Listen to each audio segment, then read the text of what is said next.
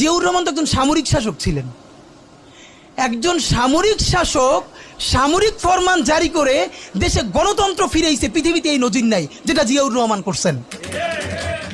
আপনারা কি জানেন এই যে জিয়াউর রহমান গণতন্ত্র ফিরাইলেন, যার মাধ্যমে আওয়ামী লীগও রাজনীতি করার সুযোগ পাইল বাকশালের পর, সেটা কিসের মধ্য দিয়ে? তখন তো সংসদ নাই, সংবিধান তো সংশোধনও করা যাইতেছিল না।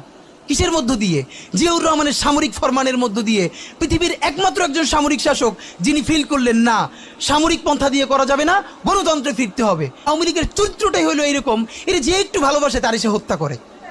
শহীদ প্রেসিডেন্ট জিয়াউর রহমান শেখ হাসিনাকে দেশে আসার অনুমতি দিছিলেন, সুযোগ দিছিলেন এবং বলছে থাক সবাই রাজনীতি করুক।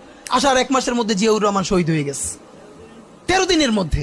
আমার বিএনপির ভাইদের প্রতি শুধু একটা আফসোস লাগে, কারো কারো দেখি 72-এর সংবিধানের প্রতি তাদের কি গভীর প্রেম।